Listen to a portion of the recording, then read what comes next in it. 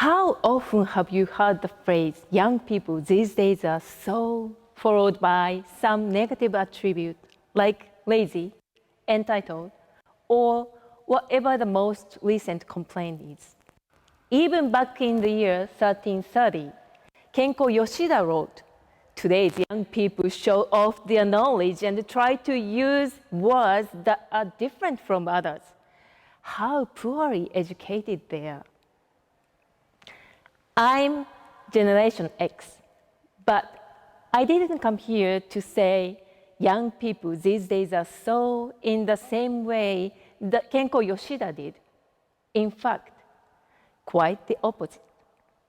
My daughter is a first generation Zers, and she is always gently teaching her mother and grandmother how to use a smartphone. To me, Gen Z is definitely a generation that is better at dealing with smartphone technology than we are. But if you would allow me for a moment, let's try to think back one generation in time.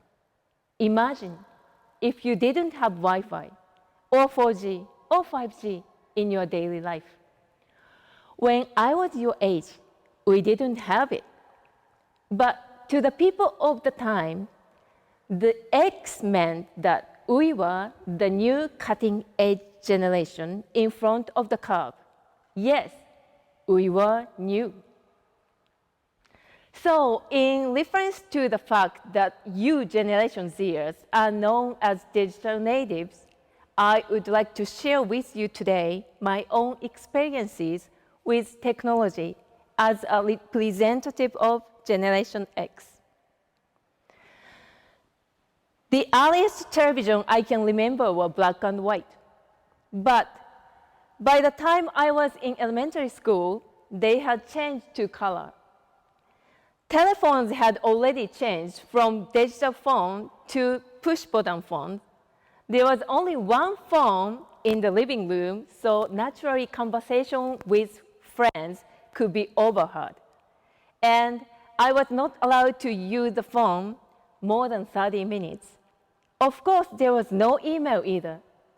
My father was also a teacher, so we had an electric typewriter in the house, which I thought was quite advanced. The only electric device I had in my room was red double radio cassette tape recorder. Whenever I had a song I liked on the radio, I would quickly press the red button to record it on the tape. As a college student, a pager became my newest portable digital device.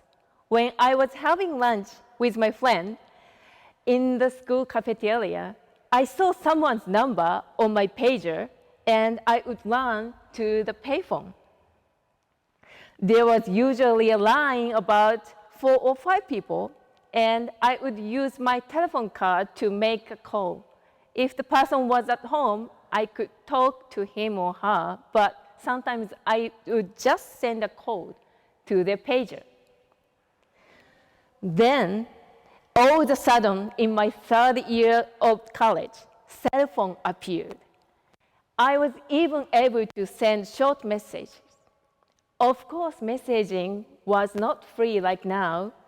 There was a charge per message and a character limit. Take a look at these cameras. They were both made in the 1970s.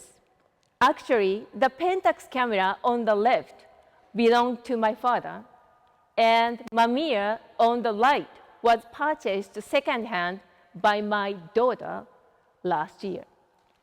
My daughter is a photographer as a hobby on weekends. She said that she prefers film images over those produced by digital cameras. I haven't taken a picture with film since I bought my first digital camera in 1995, which is 27 years ago. The same kind of evolution can be seen in the way music delivery has changed. What kind of device do you use to listen to music? probably your smartphone and earphones, right? There is now a magical world where you don't need to carry around a music device, just a smartphone. And you can instantly access the cloud or internet, listen to thousands of music. Or even search for songs you don't know. In my day, I would like to visit live music venue and go out to listen to jazz that play LP records or with pianos. This is because I knew the sound and atmosphere could not be experienced with electric device alone. I suppose you can still do that, but now you have YouTube to catch up all the live concerts you missed. For Gen Z folks, the memory capacity of early digital device would have seemed useless. When I first started working at the school, there was only one computer in the office. I could only sit at the computer with a floppy disk containing my data when I needed to process a grade or print out a document. Interestingly, those floppy disks got smaller and smaller every year while having increased memory capacity. And 3 years after I joined the school, word processors were discontinued and each person was given their own computer to use. Can you imagine how much data this single 3.5-inch floppy can hold compared to a 128 giga USB stick? It's funny, isn't it? But we still use the floppy disk icon to represent save. By the way, this is the first computer I ever used. And the only one, the one on the right is the first computer I bought myself. The iMac series was a revolutionary product that Steve Jobs created after he came back to Apple, and it was a big trend at that time. How did I use the internet with this stylish iMac? First, you had to plug out the jack from your landline telephone and connect it to the computer. Then you start up the computer internet. I waited for about 30 seconds for the connection to go beep, beep, beep, beep, beep. It was incredibly slow. It was normal to wait about 10 seconds for the next page to load up. Wi-Fi and high-speed internet are a big change. Just now, I talked about the changes in technology I have experienced in only a few decades. I'm still working, and I have managed to catch up with, adapt to the ever-evolving technology. I want to give myself a pat on the back, and I hope I have your admiration for that. Anyway, Generation Z folks, you are now brilliant young people who are on the cutting edge. But technology keeps changing, and you will have to adapt to it at the rapid pace. Kenko Yoshida, who lived 700 years ago, said, "In a world of impermanence, there is no such thing as staying the same." I think this proverb can be applied to our life today. It turns out that we humans have the ability to create new tools, one after another.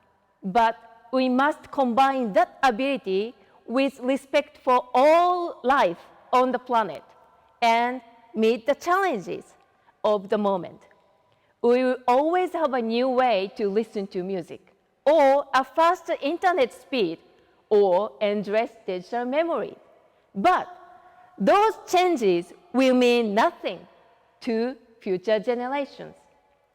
What's important is having the wisdom to make good decisions, and that is something that hasn't changed since the time of our ancestors. Young people these days are more evolved than Generation X.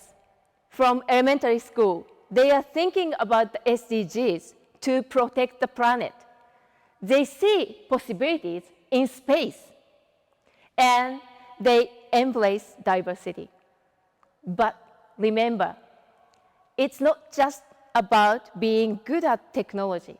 It's about using technology to make the right decision for your future.